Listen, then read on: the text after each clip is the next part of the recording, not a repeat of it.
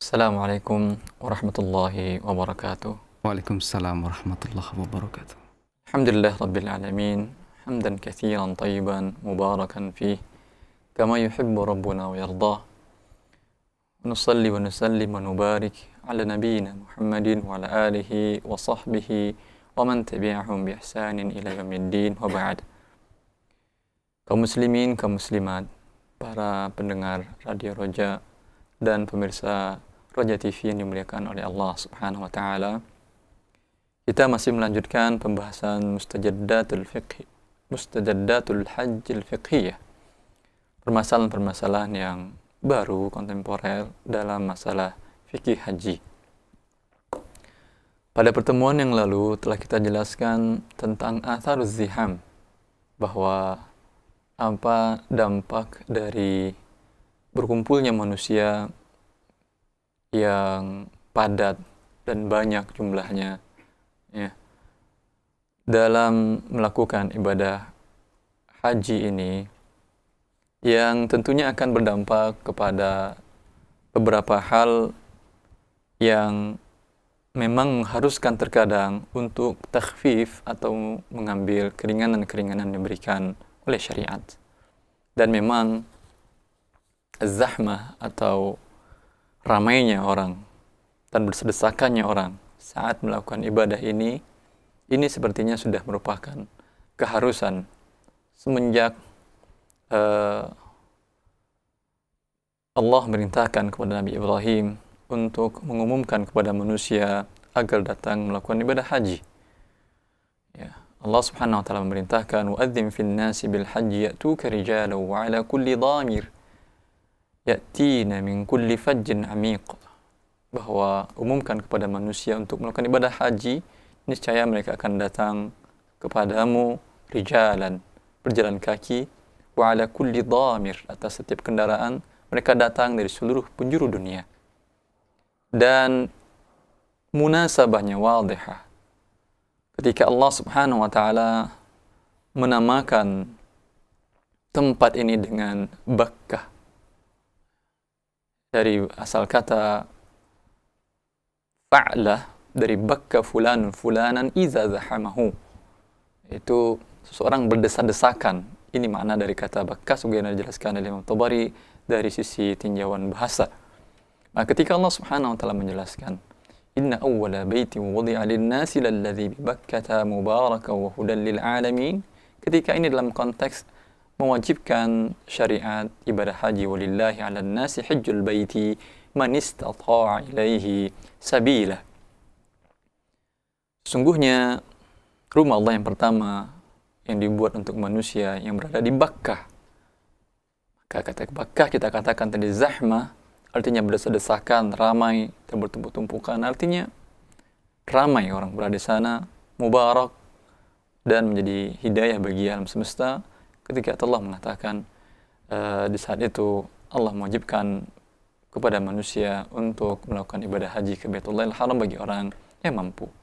Maka ini menunjukkan bahwa ibadah haji tentulah ibadah yang dilakukan dengan pengorbanan waktu, pengorbanan tenaga, dan bersedesakan. Memang tidak untuk wisata kita datang ke sana, tapi untuk beribadah kepada Allah Subhanahu wa taala.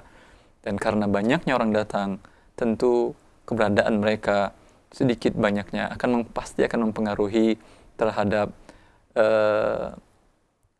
terhadap kesenangan atau terhadap kemudahan dalam melakukan ibadah ini. Semenjak Rasulullah SAW melakukan ibadah haji pada waktu itu, yang semua imkaniyat, semua fasilitas-fasilitas yang ada sangat terbatas, tapi jumlah jemaah haji juga sudah banyak. Bahwa dikatakan oleh Jabir dan diriwayatkan dari beberapa para ahli sejarah bahwa yang ikut dari Madinah saja pada waktu itu bersama Rasulullah SAW ada yang perkirakan sekitar 90.000 orang, ada yang perkirakan lebih 114.000 orang, dan ada yang perkirakan lebih dari itu sebagaimana yang dihikayatkan oleh Imam Al-Baihaqi. Apalagi pada masa-masa saat sekarang ini, di mana kita katakan bahwasanya sarana transportasi untuk sana sangat mudah dan banyak fasilitas-fasilitas kemudahan, sehingga jumlah orang berangkat ibadah haji pun semakin banyak, baik dari dalam luar negara Arab Saudi maupun dari dalam maupun dari luar. Jumlahnya mungkin sampai lebih dari 4 juta per tahunnya. Ya, tempat yang terbatas, semuanya terbatas, jumlah orang segitu banyak, ya, tentu akan menyebabkan kendala-kendala, penghambat-penghambat dalam melaksanakan ibadah, kenyamanan dalam melaksanakan ibadah ini. Maka kita memang tujuannya melakukan ibadah bukan pergi bersenang-senang untuk berwisata, tapi pergi untuk beribadah kepada Allah Subhanahu wa taala. Namun sekalipun ini disifati ibadah ini dengan jihad yang butuh pengorbanan yang banyak, jihad yang tidak ada perang di dalamnya, bukan berarti juga tidak ada keringanan sama sekali dari syariat untuk mengambil hal-hal yang memang dibutuhkan bila masyaqqahnya lebih dari biasa. Masyaqqah secara umum, tentu yang namanya ibadah pasti ada masyaqqahnya, tapi bila masyaqqahnya biasa masih tidak menyebabkan halak atau kehancuran jiwa atau kematian atau sakit, ya, ini masih bisa ditanggung atau masih bisa diatasi. Tapi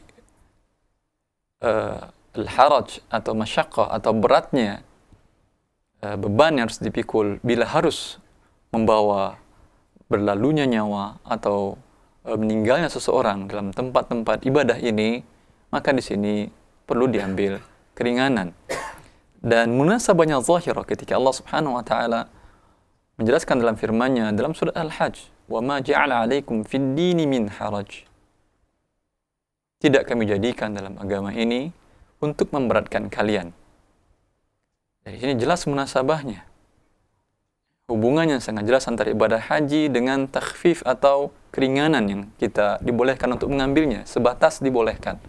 Berbeda dengan sesuatu keringanan yang tidak dibolehkan.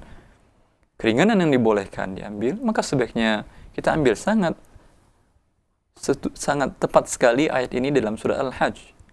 Ya Allah menjelaskan bahwa maksud tujuan ibadah ini bukan untuk memberatkan kita, tidak.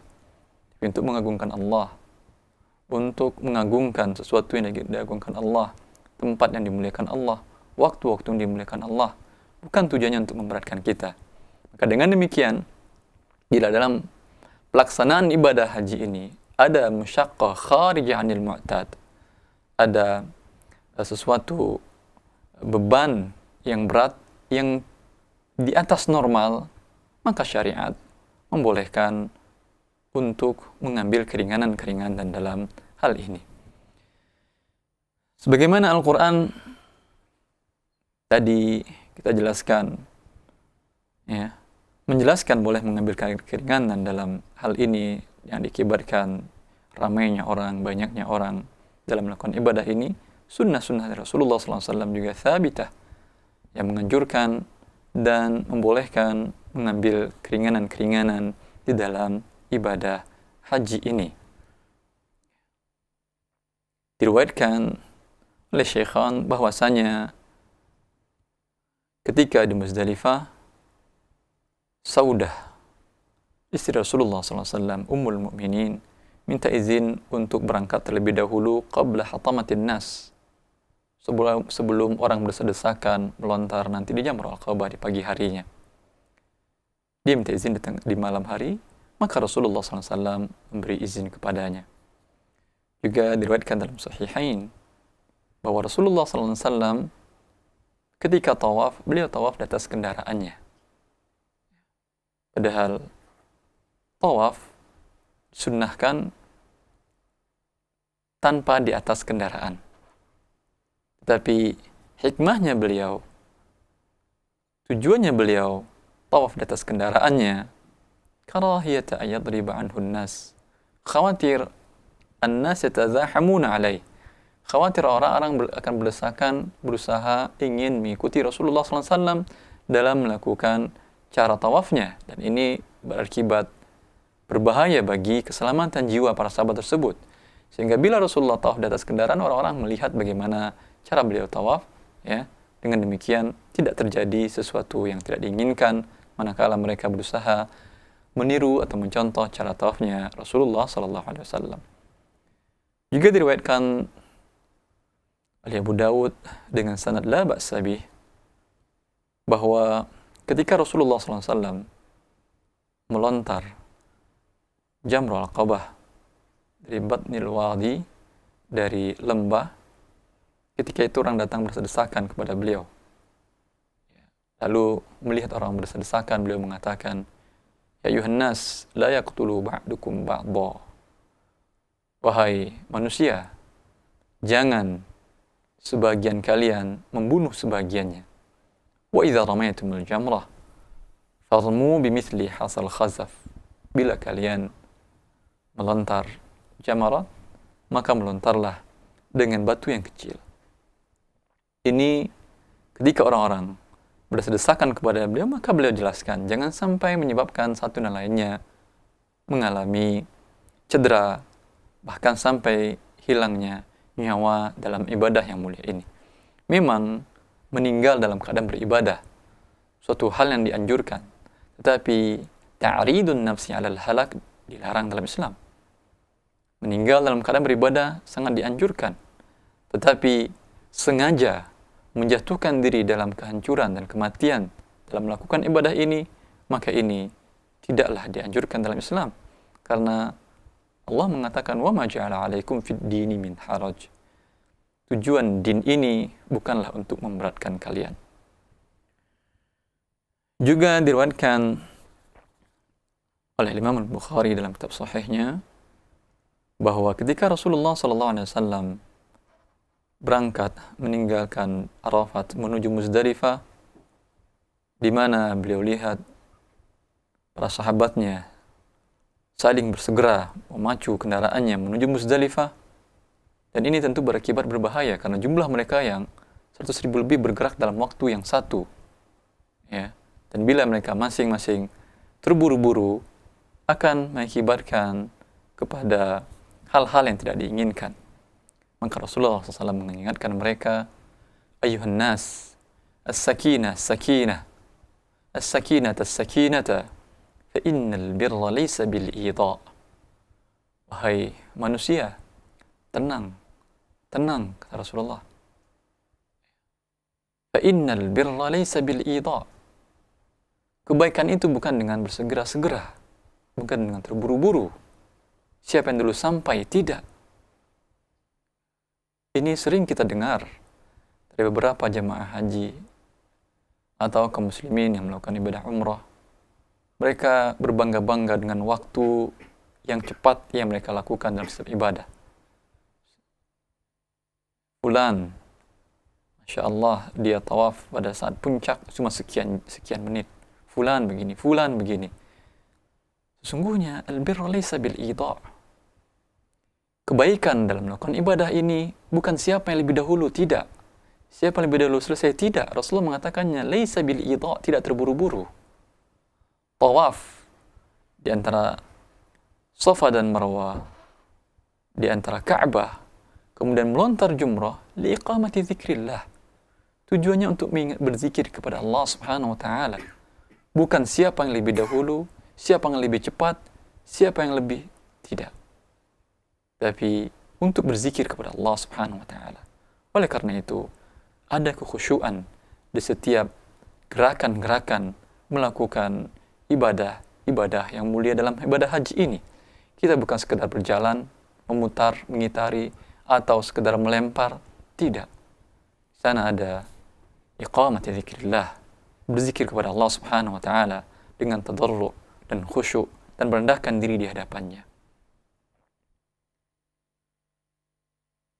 Kemudian juga diriwayatkan dalam Sahihain bahwa di hari ke-10 Zulhijjah, di Haji Wada', tidaklah Rasulullah SAW ditanya tentang amalan di hari itu, takdim dan takhir, mendahulukan dan mengakhirkan amalan di hari itu. Kalau dilakukan Rasulullah SAW, beliau melakukan pertama sampai adalah melontar jamarat, kemudian menyembelih hewannya, kemudian beliau bercukur, kemudian beliau berangkat ke Mekah melakukan tawaf. Nah, sunnah fi'liyah ini sunnah perbuatan Rasulullah SAW ini tidak mesti harus kita lakukan seperti itu, sama, tidak.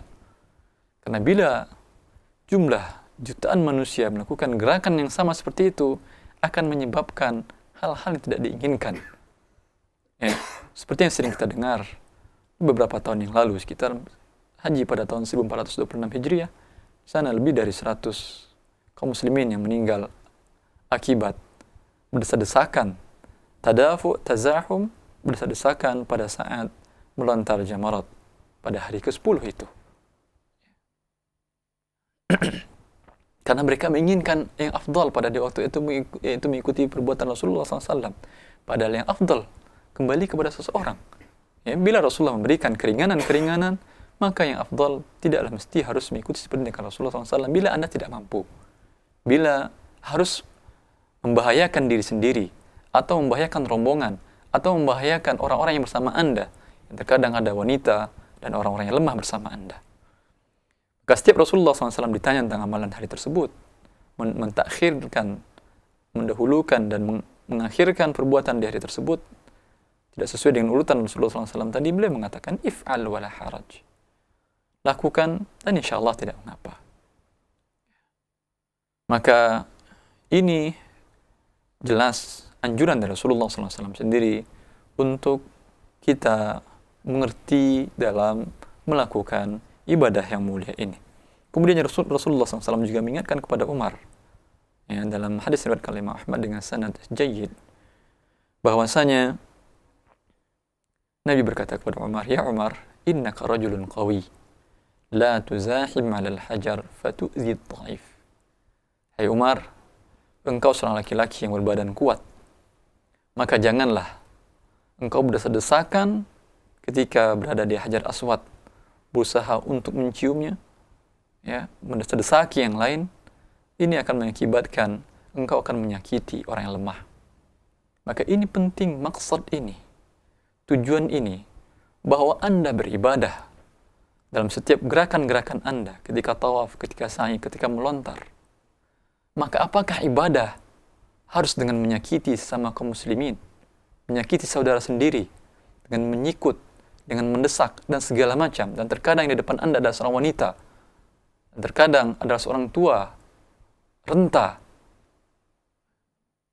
Maka ini sebuah peringatan dari Rasulullah SAW, anjuran dari Rasulullah SAW kepada orang-orang yang diberikan jisim dan tubuh yang kuat untuk menyayangi orang-orang yang lemah di saat ini. Anda melakukan ibadah, dan ibadah tidak mungkin disyariatkan untuk menyakiti sesama kaum muslimin.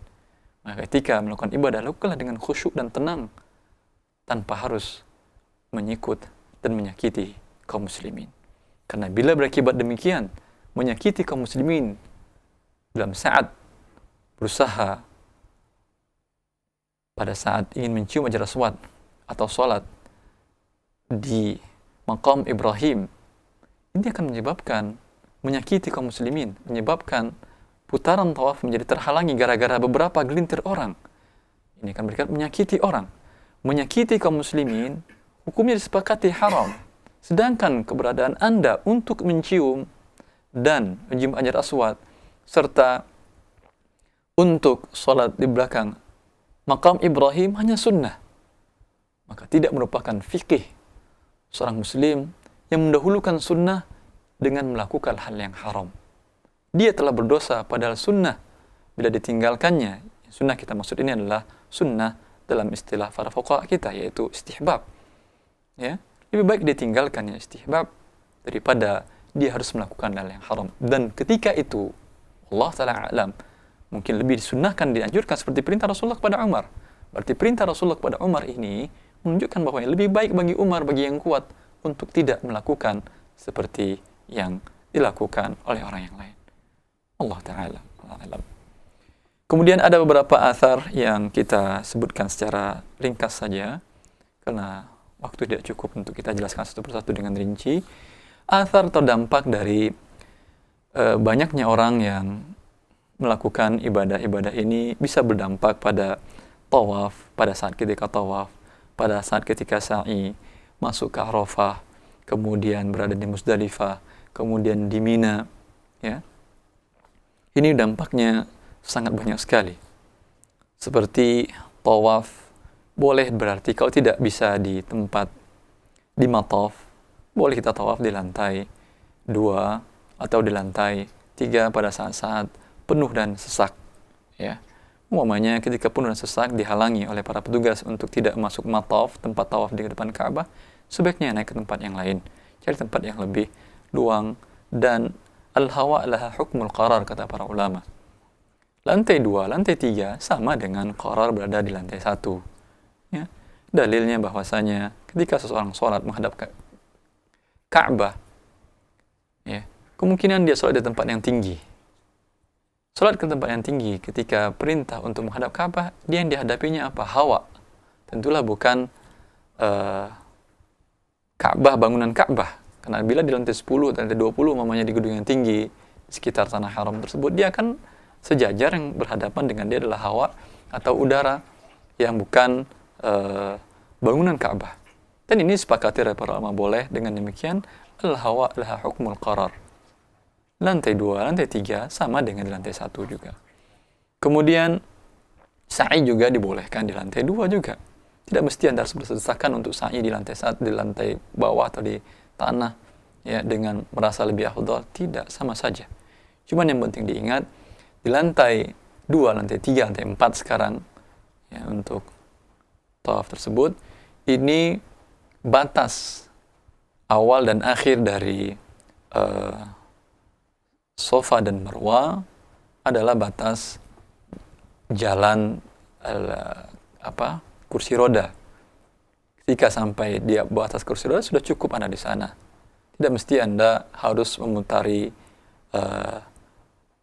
kalau di lantai 2, kalau di lantai 1 bisa disunahkan naik ke atas sedikit. Tapi di lantai 2 tidak disunahkan Anda harus memutarnya, tidak. Apalagi pada waktu-waktu puncak padat untuk melakukan sa'i, maka ini adalah titik yang rawan berbahaya. Padahal juga tidak disunahkan, dan ini mirip tawaf malah. Ya, dan ini berbeda antara kita naik dengan memutar. Kalau naik jelas, naik di lantai bawah. Tapi kalau memutar, ini dikhawatirkan malah mirip dengan tawaf di Ka'bah, dan kita tidak dianjurkan tawaf kecuali hanya di Ka'bah. Wallahu ta'ala alam. Cukup Anda sedikit cari tempat yang luang untuk berdoa di sana, lalu berangkat menuju Marwah, dan begitu juga sebaliknya. Kemudian juga bahwasanya karena jumlah jemaah haji yang setiap tahunnya bertambah dan bertambah, luasnya tempat sa'i, lebarnya, itu sekarang sudah mengalami perubahan. Dahulu sekitar 7 tahun yang lalu, bahwa lebarnya sa'i, ya, lebarnya sa'i, itu sekitar cuma 20 meter, tapi sekarang sudah bertambah ke arah timur, ke arah Sahah, Syarqiyah itu, sudah bertambah sekitar 20 meter lagi. Jadi sa'i yang asli adalah yang dekat ke arah Ka'bah, yang asli bukan aslinya. Yang pertama adalah yang dekat ke Masjidil Haram, ke Ka'bah. Yang arah ke Sahah atau halaman yang timur, itu yang tambahan. Tapi kita tidak bisa lagi kan sa'i di tempat yang lama tersebut karena harus satu arah. Ya, dengan demikian, para ulama memang ketika ini dibuat ada sedikit khilaf, perbedaan perselisihan pendapat. Tapi sekarang hampir sudah dikatakan ijma' para ulama boleh untuk sa'i di tempat sa'i yang baru. Kemudian perluasan Masjidil Haram berdampak kepada tempat sa'i ini menyatu dengan Masjidil Haram. Tidak bisa lagi kita pisahkan mana tempat sa'i dan mana Masjidil Haram. Ya. Maka hal ini pernah dipelajari, diteliti oleh para anggota Al-Majma' Al-Fiqhi Al-Islami di bawah Rabitul Alam Islami tentang apakah sa'i sekarang bisa masuk ke dalam masjid, dengan demikian hukumnya hukum masjid, ya, dengan demikian dengan demikian banyak hukum-hukum sa'i dan tawaf yang berkaitan dengan ini. Mayoritas para ulama di tahun 95 ketika menelitinya itu mengatakan tidak, tempat sa'i masih misah dengan Masjidil Haram. Tapi sebagian kecil mengatakan tidak bisa misah karena sudah menyatu sekarang gedungnya. Dengan demikian tidak bisa dipisahkan. Sama dengan perluasan kepada seluruh sisi yang lain. Dan hukum perluasan menurut seluruh para ulama sama dengan hukum masjid. Dengan demikian, pendapat yang terkuat, wallahu ta'ala alam, bahwa tempat sa'i itu adalah bagian dari Masjidil Haram seperti yang sekarang. Dengan demikian, bila kita katakan sa'i bukan bagian dari Masjidil Haram, bila seorang tawaf di lantai 2 atau lantai 3 umpamanya, ketika yang sejajar dengan Hajar Aswad itu, ya, sejajar dengan Hajar Aswad di lantai 2 dengan lantai 3 menjadi titik macet di sana, sebagian kaum muslimin dia menelikung atau masuk ke arah tempat sa'i. Bila dikatakan tempat sa'i ini di luar Masjidil Haram dan tawaf tidak boleh di luar Masjidil Haram, maka tentu akan berdampak kepada tidak sahnya tawafnya dia. وَلْيَطَّوَّفُوا بِالْبَيْتِ الْعَتِيقِ, hendaklah kalian tawaf di Baitul Atiq. Dan para ulama sepakat bahwa tawaf itu tidak sah di luar Masjidil Haram, di luar bangunan. Kalau seorang tawaf di parkirannya, di halamannya saja, bukan dalam gedung masjidnya, para ulama sepakat ini tawafnya tidak sah. Tapi kembali kepada khilaf dalam masalah mas'a tempat sa'i tadi, apakah bagian dari Masjidil Haram atau tidak?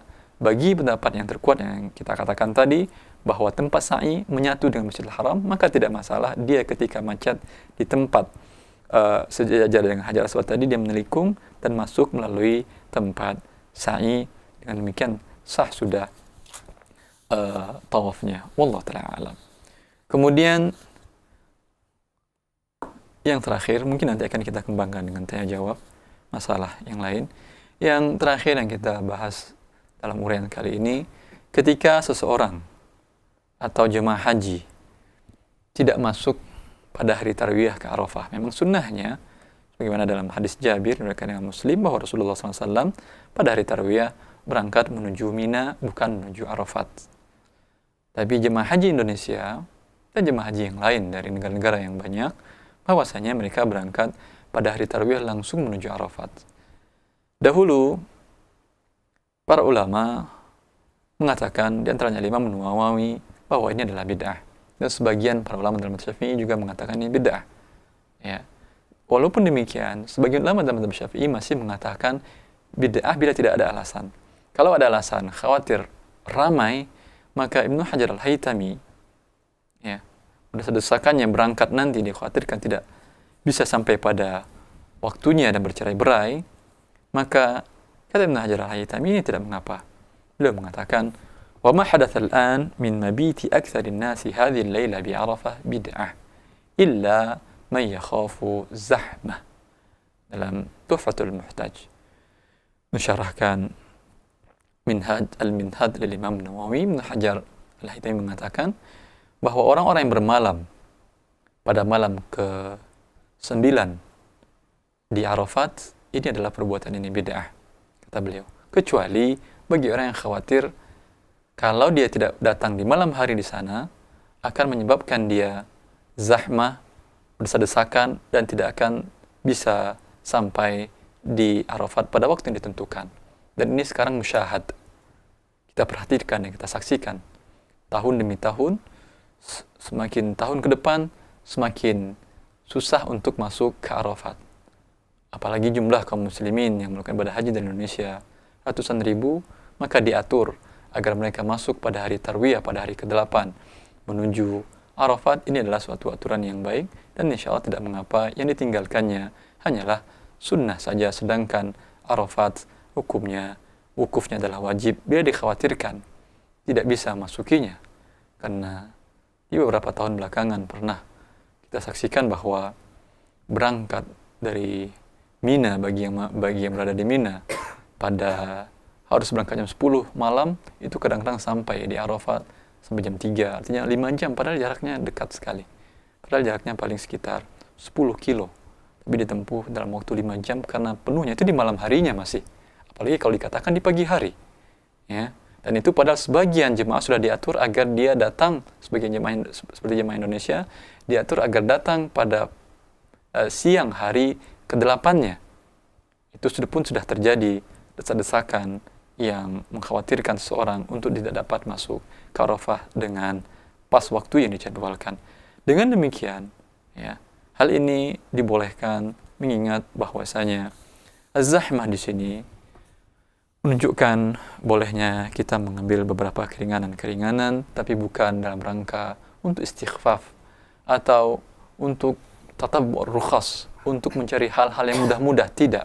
Tapi memang kita lihat ya kenyataannya sampai dalam masyaqqah kharijah anil mu'tad, beban berat yang tidak normal, pada saat itu kita malah dianjurkan untuk mencari sesuatu yang dibolehkan dan mencari keringanan, bukan untuk sengaja mencari yang ringan-ringan yang dengan demikian dikhawatirkan kita bisa tidak mendapatkan kesempurnaan dalam beribadah. Semoga apa yang disampaikan dan saya uraikan tadi bermanfaat. Assalamualaikum warahmatullahi wabarakatuh. Waalaikumsalam warahmatullahi wabarakatuh. Terima kasih kami ucapkan kepada Al-Ustaz Jazakallah Khairan atas pembahasan yang penuh manfaat yang saya sampaikan dari beberapa hal kontemporer dari pembahasan haji di pagi hari ini. Saudaraku seiman, para pendengar Radio Roja dan pemirsa Roja TV dimanapun Anda, kita memasuki sesi tanya jawab. Untuk Anda yang akan bertanya, kami berikan kesempatan sebagaimana biasa di 0218236543 dan di pesan singkat 0819896543. Satu penanya pembuka kami coba sapa. Naam, halo. Assalamualaikum. Assalamualaikum warahmatullahi wabarakatuh. Waalaikumsalam warahmatullahi wabarakatuh. Dengan siapa, dari mana Bapak? Dari Pak Dahmud di Tomang, Pak Ustaz. Pak Dahmud di daerah mana, mohon maaf? Tomang, Jakarta Barat. Tomang, Jakarta Barat. Mohon maaf Bapak, dikecilkan volume radio atau TV-nya Pak. Iya, silakan Pak. Assalamualaikum Pak Ustaz. Waalaikumsalam warahmatullahi wabarakatuh. Mau bertanya Pak Ustaz tentang masalah saum sunnah Arafah. Saya dengar nanti ini ada perbedaan waktu idul salat di Indonesia dengan di Arab Saudi, Ustaz. Nah, kalau memang terjadi Pak Ustaz, ini nanti bagaimana Pak saum sunnah Arafahnya itu Pak? Iya. Yang kedua boleh Pak? Cukup, mohon maaf satu saja Yang Bapak kedua ya. tentang melontar tadi Pak Ustaz.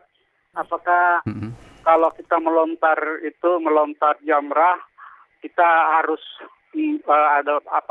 ada keyakinan dalam hati kita bahwa kita itu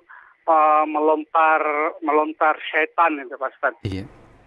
Ya. Baik, itu saja Yang Bapak. ketiga, Mohon maaf, cukup mungkin dua saja Pak ya, karena begitu banyak pertanyaan dari pendengar yang lainnya, saudara-saudara kita yang lainnya yang akan masuk. Silakan Pak Ustaz untuk yang pertama. Baik, Nah, Pak Dahmud di Tomang. Saum Arafah adalah pada tanggal 9 Zulhijjah. Dan 9 Zulhijjah ditetapkan berdasarkan hilal di tempat masing-masing. Ya, dengan demikian para ulama khilaf dalam masalah ini memang. Seperti khilafnya mereka dalam masalah hilal bulan Ramadan sama juga dengan hilal di bulan Zulhijjah. Dan lembaga internasional fikih seperti di bawah Rabithah dengan OKI pun mereka berbeda pendapat. OKI mengatakan, Dewan Fikih OKI mengatakan tidak mengikut sama satu seluruh kaum muslimin wahdatul matalib. Majma' ar-Rabithah mengatakan tidak, masing-masing berdasarkan hilal masing-masing. Wallahu ta'ala alam, dan ini yang dipilih oleh Hay'ah Kibar Ulama di Kerajaan Arab Saudi, dan wallahu ta'ala alam ini yang cenderung saya kepada pendapat yang lebih kuat dalam hal ini. Karena wukuf adalah pada 9 Zulhijjah dan Arafah pada 9 Zulhijjah. Kenapa mereka wukuf bila ternyata berbeda umpamanya antara wukufnya antara Indonesia dengan pada 9 Zulhijjahnya, wukuf tentu di sana. Mereka wukuf karena tanggal 9 Zulhijjah. Kalaulah bukan 9 Zulhijjah, mereka tidak akan wukuf. Di Indonesia juga demikian. Ya, maka kita adalah berdasarkan 9 Zulhijjahnya, bukan dengan wukuf di Arafahnya. Karena kapan kita mengetahui orang wukuf di Arafah itu baru belakangan dengan berkembang teknologi. Kalau kita katakan harus dengan demikian, bagaimana puasa-puasa orang-orang terdahulu? Wallahu ta'ala alam, yang lebih kuat sama khilaf dengan ta'addud matali' di dalam bulan Ramadan dan kembali kepada hilal masing-masing negara. Dan insya Allah tahun ini akan sama, informasinya insya Allah sama. Hari Kamis di pekan mendatang wukuf di Arafah tanggal 9 Dzulhijjah sama dengan waktu di Indonesia. Alhamdulillah.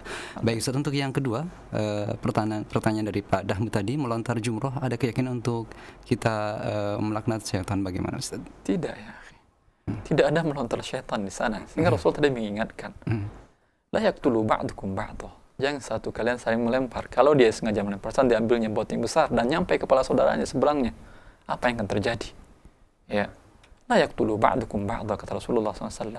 Dan hikmahnya seperti kata Rasulullah SAW, liiqamati dzikrillah, bukan untuk melontar syaitan. Dan gimana lagi syaitannya di sana? Ya, ini adalah untuk berzikir kepada Allah. Maka Anda disyariatkan bertakbir, ya, menunjukkan ini berzikir kepada Allah dan lakukan dengan khusyuk, bukan dengan nafsu amarah. Yang kita lihat pada saat itu, kaum muslimin terkadang karena luapan emosionalnya, terkadang dengan muka merah datang sengaja dan sangat berdesak-desakan dan masuk menembus kerumunan para wanita dan sengaja melontar buru-buru dengan keras-keras karena ada yang keyakinan melontar syaitan. Banyak hal-hal pelanggaran yang dilakukannya di sini. Pertama, tidak sesuai dengan hikmah, maksud daripada tujuan dikatakan Rasulullah dalam melontar, yaitu berzikir kepada Allah. Apakah Anda berzikir dengan marah emosional dan seperti itu? Tidak. Berzikir dengan khusyuk. Kemudian menyebabkan bersedesakan dan menyebabkan menyakiti kaum muslimin dan muslimat di sana. Ini dosa besar, menyakiti kaum muslimin dan kaum muslimat. Ya. Dan memang tempat di sini adalah tempat yang berbahaya dan syaitan bermain dalam hal ini. Dikhawatirkan bukan dia melontar syaitan, tetapi dia terpengaruh oleh syaitan untuk melakukan hal seperti yang kita katakan tadi. Semoga Allah Subhanahu wa taala memberikan fiqh fid din kepada kaum muslimin sehingga mereka mengerti bagaimana beribadah kepada Allah bukan dengan nafsu dan emosional. Wabillahi taufik. Baik, terima kasih jazakallahu khairan. Demikian untuk Pak Dahmud atas pertanyaannya, kami ucapkan terima kasih. Di belakang beliau kami berikan kesempatan dari telepon kembali. Ada Bapak Erwan di perjalanan saat ini di kawasan Cipulir. Silakan Bapak. Ya, Assalamualaikum Pak Ustaz. Waalaikumsalam warahmatullahi wabarakatuh. Mohon maaf Pak Ustaz, tadi saya begitu tune radio ini baru jawaban Bapak dengan yang mengenai wukuf itu. Jadi saya mohon izin mengulang sedikit lagi Pak Ustaz. Iya.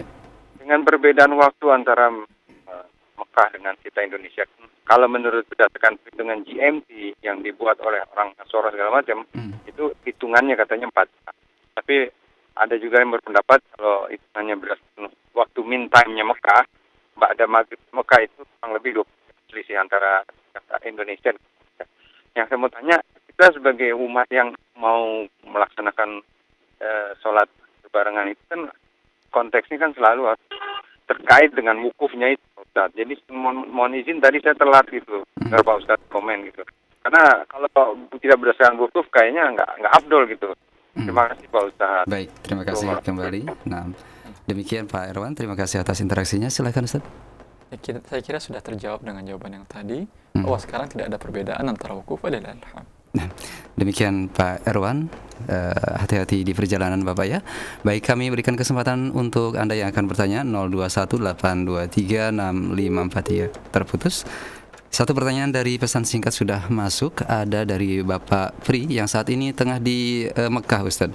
Beliau bertanya, Assalamualaikum warahmatullahi Ustadz, beberapa hari yang lalu saya mendapatkan tausiah dengan diterjemah oleh salah seorang Ustadz di Mekah bahwasannya ada penjelasan sholat di luar Masjidil Haram tapi masih di sekitar tanah haram atau di sekitar penginapan jamaah haji saat ini masih akan bisa mendapatkan pahala sholat di Masjidil Haram.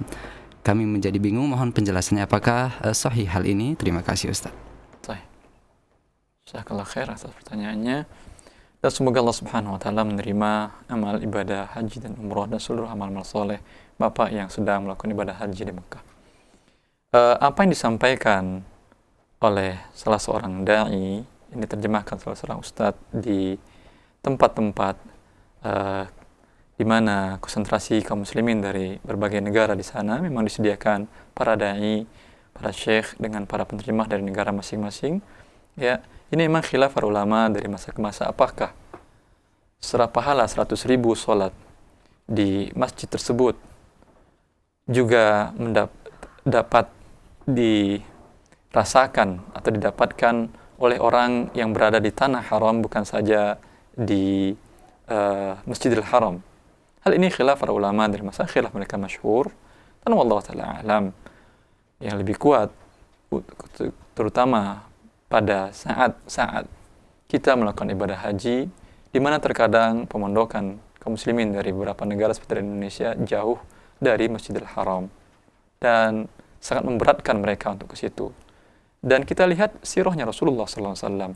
Beliau ketika masuk ke Mekah melakukan ibadah haji, di mana beliau berada?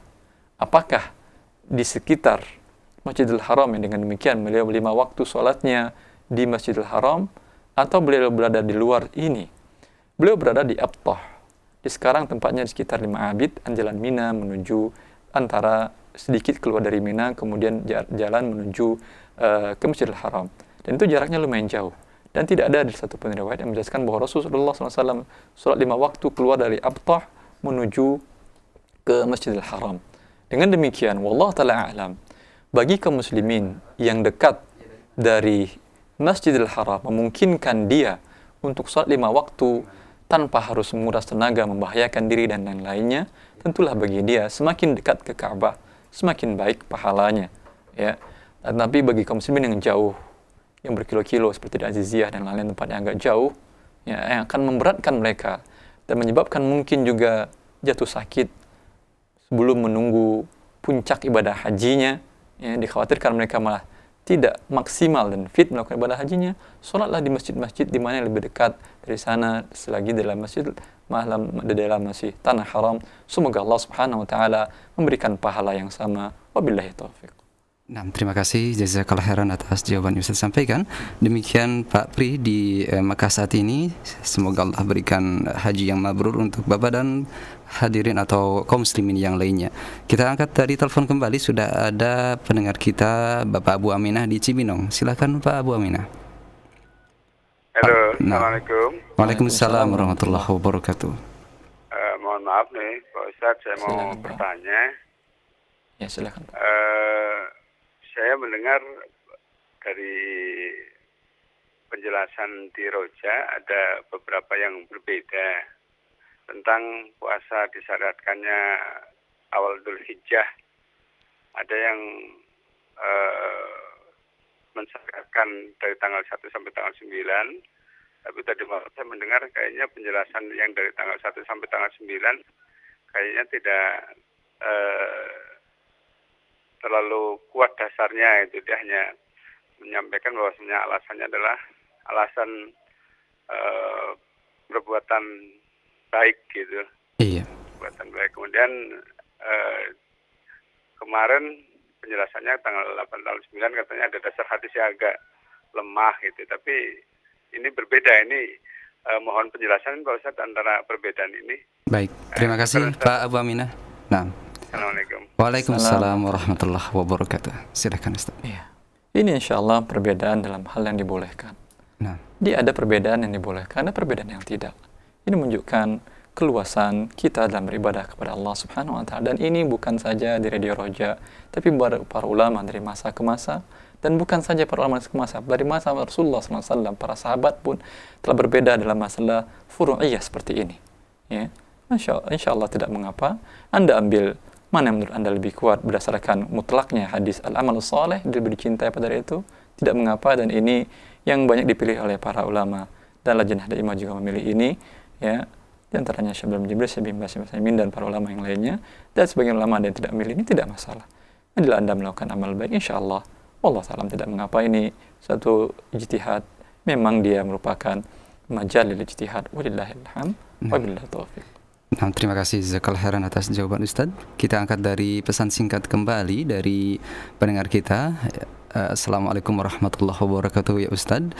Saudara saya saat ini sudah berada di Mekah dan alhamdulillah telah melaksanakan umroh.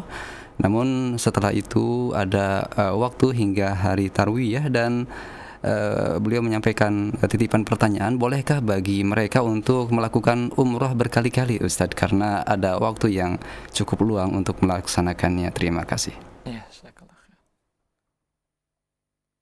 apakah seseorang, semoga saudara Anda dan kaum muslimin yang lainnya sedang melakukan ibadah umroh dan hajinya diberikan taufik dan hidayah oleh Allah Subhanahu wa taala dan bimbing untuk mendapatkan haji umrah yang makbulah. Apakah seorang dianjurkan untuk mengulang-ulangi umrah dan mengingat waktunya masih panjang, dan apakah ini lebih baik atau ada yang lebih baik dari amalan tersebut? Dalam maraji atau referensi para ulama kita, masalah mengulang-ulang umrah ini hanya dilakukan oleh Aisyah radhiyallahu taala sendiri, dan itu pun dia karena meminta kepada Rasulullah SAW memberikannya. Adapun Rasulullah para sahabat yang lain tidak mengulang-ulangi umrahnya. Bilalah ini lebih baik. Dan Aisyah meminta dia untuk mengulangi umrahnya. Dia merasa dia belum umrah, padahal sebetulnya sudah. Karena dia melakukan ibadah hajinya dengan cara qiran. Qiran itu menyatu antara ibadah umrah dengan haji dengan satu perbuatan haji saja. Jadi tidak terpisah antara haji dengan umrah dan hajinya. Jadi seolah-olah dia merasa dia belum melakukan ibadah umrah, padahal sudah. Ya, maka dia meminta kepada Rasulullah ilhah untuk dibolehkan berangkat umrah. Akhirnya Rasulullah memberikannya. Ya. Adapun kita yang sudah jelas-jelas umrah terpisah, tamattu hajinya sekarang sudah umrah, boleh apa tidak lagi diulang-ulangi umrahnya? Ya. Kalaulah ini suatu kebaikan, tentulah Rasulullah SAW yang ada beberapa hari, 3 hari beliau sebelum melakukan tarwiyah, ya, antara kedatangannya, itu beliau tidak melakukan ulang-ulang umrah di dalam sahabatnya. Dengan demikian, ya, bila Anda ingin memilih lebih afdal, tawaf di Ka'bah, lebih baik Anda gunakan waktunya daripada Anda keluar ke Tan'im, kemudian datang lagi, kemudian tawaf lagi. Waktu yang Anda gunakan tersebut, kalau Anda gunakan tawaf, sudah berapa tawaf Anda dapatkan? Mungkin sudah bisa Anda dapatkan 3 tawaf. 1 tawaf 7 kali, 1 tawaf 7 kali, 1 tawaf 7 kali, dibandingkan waktu harus ke sana. Ya. Wallahu ta'ala alam, sampaikan kepada saudara Anda bahwa tidak disunnahkan dia untuk mengulang-ulangi umrohnya lagi. Wabillahi taufiq.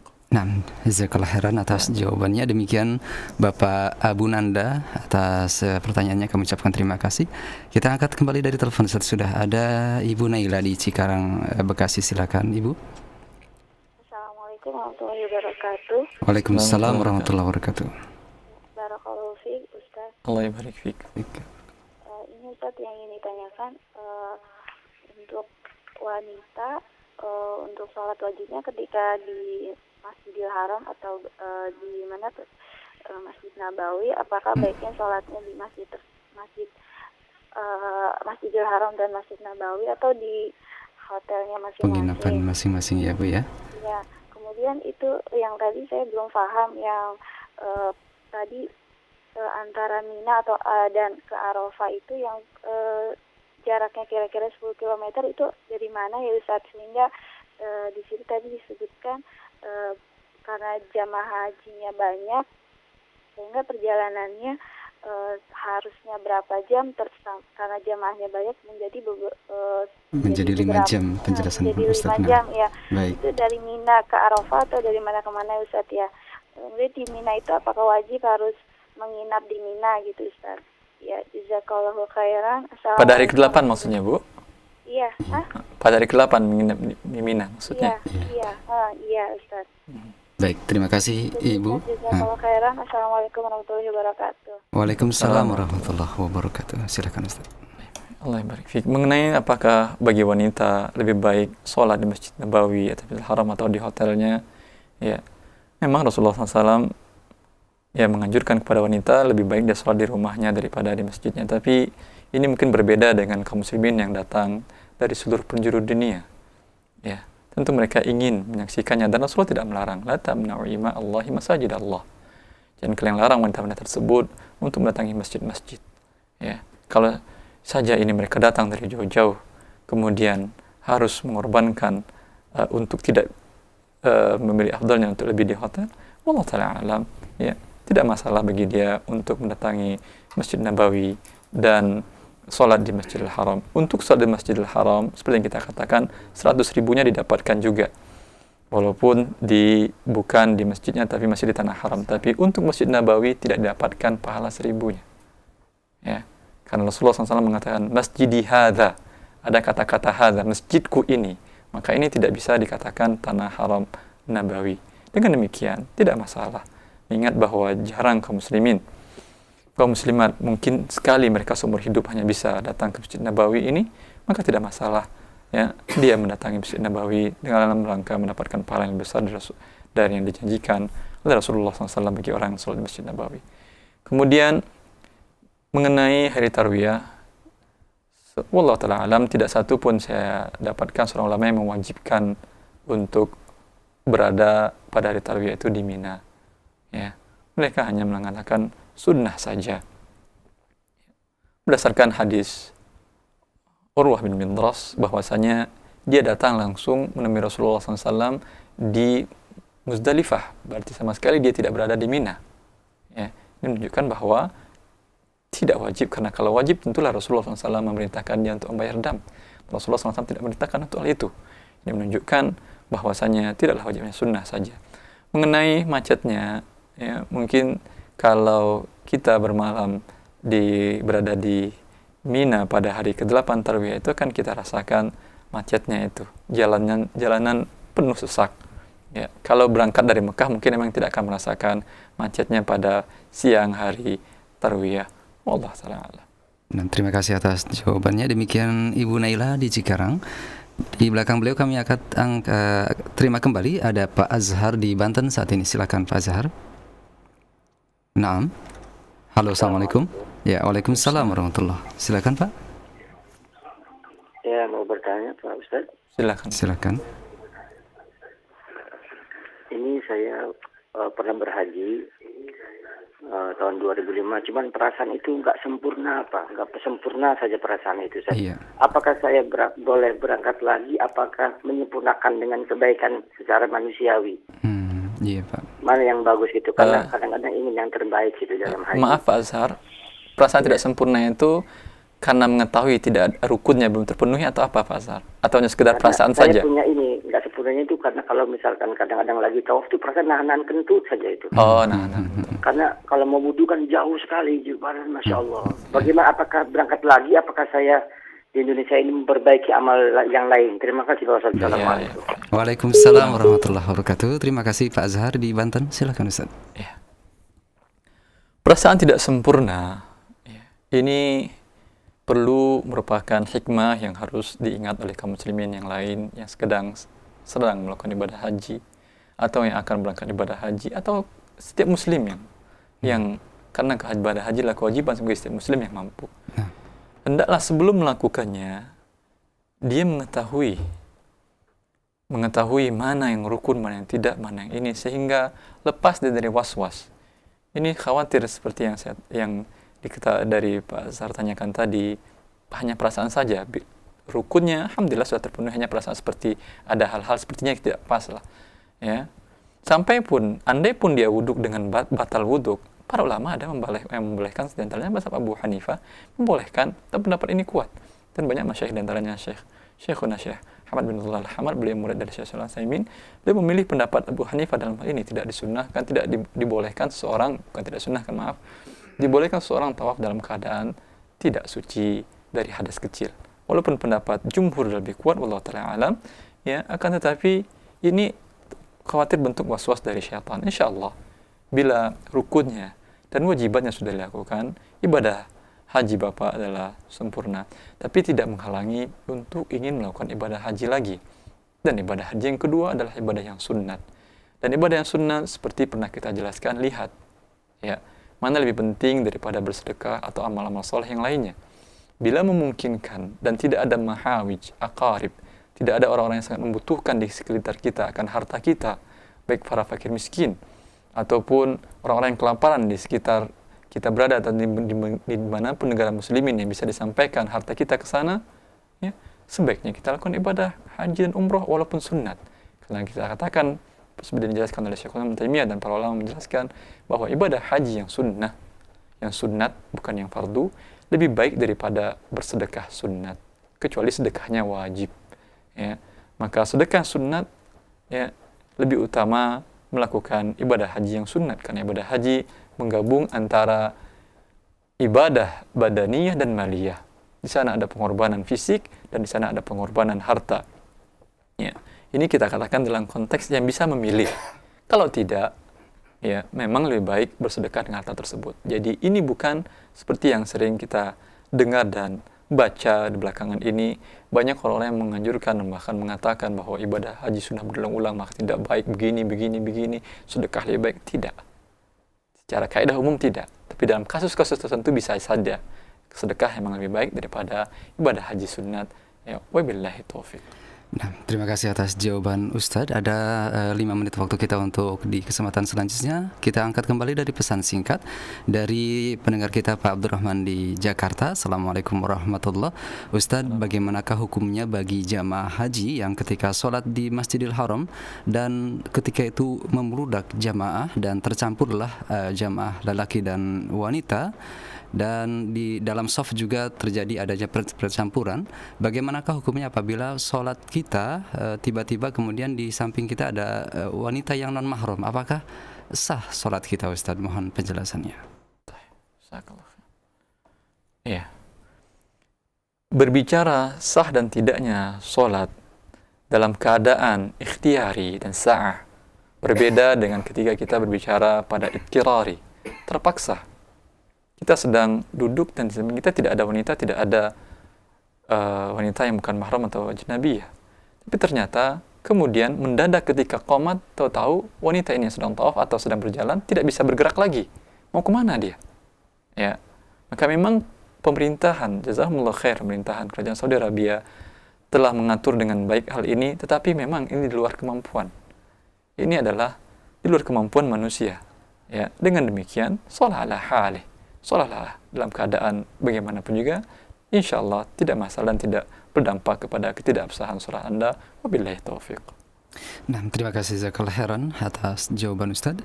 Kemudian di kesempatan selanjutnya dari pesan singkat dari Abu Eka di Jawa Barat di Majalengka yang bertanya, Assalamualaikum warahmatullahi wabarakatuh. Ustadz, bagaimanakah hukumnya apabila kita mengambil mikot di Bandara Jeddah sebagaimana yang diambil oleh pemerintah Indonesia saat ini? Apakah kita boleh untuk mengambilnya? Terima kasih, Ustaz. Iya. Miqat di Jeddah. Ini pembahasan ini sudah dibahas oleh Majma' al-Fiqh al-Islami, lembaga fikih Islam internasional yang berpusat di Jeddah, di dalam pembahasan mereka di antara salah satu muktamar mereka. Mereka mengatakan Jeddah bukan miqat, dan ini pendapat yang paling kuat. Allah Ta'ala alam bahwasanya Jeddah memang bukan miqat, karena Rasulullah SAW telah menentukan miqat masing-masing dan tidak disebutkan Jeddah di sana. Walaupun Jeddah itu jaraknya dengan Mekah sama dengan miqat yang terdekat, tapi di masa Rasulullah sudah ada Jeddah. Jeddah bukan suatu hal yang baru, bukan kota baru, sudah ada di masa Rasulullah SAW. Dan Rasulullah SAW tidak menyentuhkan ini miqat, dan dari sisi muhadah sejajar, dia berada di dalam miqat. Yang miqat yang dari Indonesia adalah ya lam-lam, dan bila dia melewati, dia berarti dia melewati miqat. Dia menempuh miqat. Dengan demikian, walaupun Majelis Ulama Indonesia membolehkan, dan memang ada sebagian ulama membolehkan, bukan sekarang saja, sebelumnya juga ada ulama yang membolehkan, ya, tetapi bila Anda beribadah, satu, dikhawatirkan Anda terkena dam. Satu lagi, yakin Anda tidak terkena dam. Dan ini yang sempurna. Mana yang Anda pilih? Anda sekarang beribadah. Ya, dan tidak ada masyaqqah insyaallah ta'ala. Ya, berbeda kalau ada masyaqqah dan ittirar, harus terpaksa untuk demikian, artinya ada ketiduran. Ya, ketiduran. Ya, kemudian tidak bangun dan sebelumnya tidak berniat. Makanya perlu diingat bagi jemaah yang berada di pesawat, bila dia terlalu lelah, ingatkan kepada teman sebelahnya untuk dibangunkan sekitar 5 menit atau 10 menit sebelum miqat. Dan biasanya diberitahukan oleh awak navigasi awak dari pesawat tersebut. Tapi bila tidak, dikhawatirkan dia tidak bangun, sebelumnya berniat tidak masalah. Berniat sebelumnya makruh, tetapi berniat setelahnya, setelah miqat adalah meninggalkan wajib haji atau wajib umroh, dan ini berisiko dan berdampak harus Anda membayar dam. Dengan demikian, keluar dari khilaf ini yang disepakati para ulama, karena yang mengatakan miqat di Jeddah, boleh apa tidak dia miqat di Yalamlam? Tentu mereka mengatakan boleh, karena seorang melewati Yalamlam. Ya. Bila Anda mengikuti pendapat yang mengatakan miqat bukan Jeddah, boleh Anda miqat di Jeddah? Tidak boleh, kata dia. Anda harus bayar dam. Dengan demikian keluar khuruj minal khilaf dari seperti hal ini, dan Anda beribadah mungkin sekali seumur hidup melakukan ibadah haji. Lakukanlah yang sempurna mungkin dan tidak ada masyaqqah di sini. Tidak ada masyaqqah. Ya, biasa. Anda berangkat, bagi kaum laki-laki terutama, bagi perempuan sama sekali tidak ada masyaqqah. Pakaian ihram tidak ada beda antara pakaian ihram wanita dengan tidak pakaian ihramnya. Bagi laki-laki mungkin dia harus menukar kain ihram. Tidak masalah Anda pakai kain ihram di bandara. Ya akhi, lihat orang melakukan maksiat di tempat-tempat, di pantai, di pasar, dengan mendadahkan auratnya kepada orang-orang lain, tidak malu dia. Anda di sini memakai pakaian kesucian, memakai pakaian ihram, memakai pakaian ibadah. Apakah kita harus malu? Ini kesempatan kita untuk meraih ibadah, bukan dalam rangka riya. Tidak, bukan dalam rangka riya kita dalam melakukan ibadah, tidak. Tapi dalam rangka kita menunjukkan ketaatan kepada Allah Subhanahu wa taala. Pakailah ihram dari sebelum berangkat di bandara, karena memang di pesawat agak repot. Pakai sebelum berangkat, nanti di atas pesawat ya, tinggal Anda berniat saja. Dan kalau memang harus menukar, memang repot dalam pesawat. Wabillahi taufik, dan ini saya kira tidak ada masyaqqah di sini, ya, tidak mengharuskan Anda untuk mengambil miqat di Jeddah. Wabillahi taufik. Nah, pertanyaan tadi menutup perjumpaan kita, Ustaz. Jazakallahu khairan atas jawaban dan materi yang telah disampaikan. Mungkin ada kesimpulan atau hal yang akan disampaikan di penghujung acara kita, Ustaz. Ya. Kita katakan bahwa masyaqqah kharijah 'anil mu'tad, sesuatu yang berat, yang di atas normal, memang mengharuskan kita untuk mencari yang lebih ringan, dan itulah mungkin yang awfaq, yang itulah yang lebih dianjurkan bagi seorang muslim. Tapi bila tidak ada masyaqqah, tidak dianjurkan kita mencari yang murah-murah, yang mudah-mudah, seperti dalam kasus-kasus yang telah kita beberkan tadi, yang dikhawatirkan malah hilangnya ibadah, kesempurnaan ibadah haji kita. Semoga Allah Subhanahu wa taala memberikan taufik dan hidayahnya dan menuntun kaum muslimin untuk mengerti akan dinnya dan menjalankannya, dan Allah menerima amal ibadah haji dan umrah yang mereka lakukan. Assalamualaikum warahmatullahi wabarakatuh.